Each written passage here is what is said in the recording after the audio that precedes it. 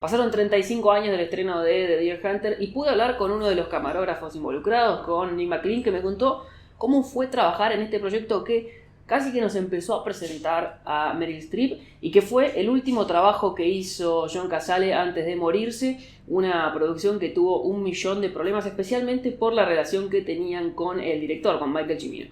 De todo esto hablamos en este informe sobre The Deer Hunter. We now return to Mira Akien and Contre with our latest interview. It was one of the greatest movies ever. In fact, I saw it for the first time all the way through with Cimino, myself, and Zygmunt, and a guy from Thailand. And when the lights went down, Cimino looked at me and said, "What did you think?" And I didn't know whether I'd just seen the best movie I've ever seen or the worst. You know, it was one of those movies you had to think about for a long time. I think the whole thing that we saw was more closer to 4 hours, you know. Wow. I think they finally just chopped it down to whatever it was.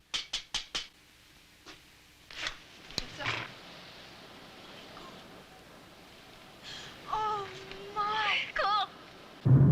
How was working with Michael Cimino, and what do you think that this movie did to his career? Cimino, I didn't like at all, and nobody did. He was a very difficult guy, but he was a very talented guy. How so? Why was he difficult? He was just real tough to work for, and I think he thought he was better than us, and nobody liked him, you know. In fact, one day in the river, he fell off the boat when we were out there at filming, and everybody just turned around. And how did he get out of the water? He finally got up on the side of the boat, you know, but nobody would put a hand out to him or anything like that. Wow. And he went pretty crazy at one point. I remember he had a gun, you know, between his legs. Yeah, it was, you know, he thought somebody was going to come in there and kill him or something like that. When we did that big exit scene, I guess it was a Vietnam exit scene. There's a lot of black smoke, and we lit up a lot of tires and everything. But he wasn't very well liked. In fact, when he did the next movie, I forget what the name of it was, Heaven's Gate. He was dying to get camera operators up there. There was a strike, and I was within 100 miles for it. They asked me to come up there. I said, no, thank you.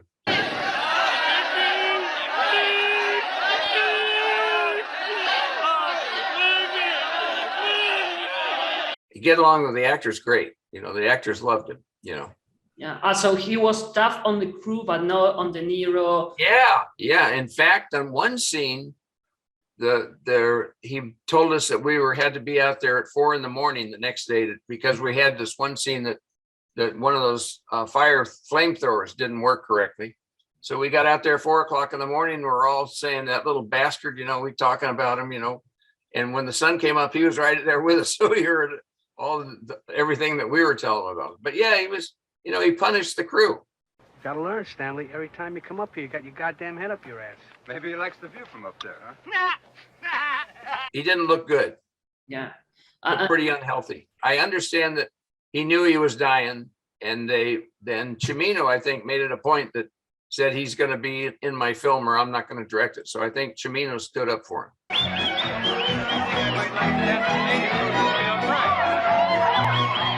Is it true Right. that you spent days shooting that, and At least days, yeah, days or more. yeah, and you didn't know what to do? How was this?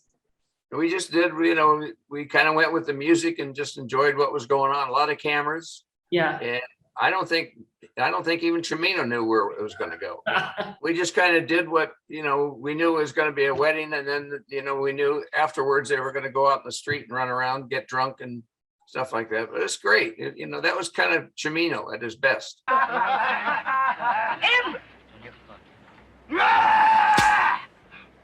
was totally intense. Even when we were doing it, we were out on the River Kwai, and we were in that deal, and it was still scary. You know, it was really, you know, the guy was yelling "Mao." You know, it was very, very scary, very intense. And remember, they had that band around there that when the thing did explode, they had a thing in it with blood that came out on the wall or wherever it went. But yeah, it was very, very intense. Go ahead, Nikki. Go ahead. Just do it. Do it.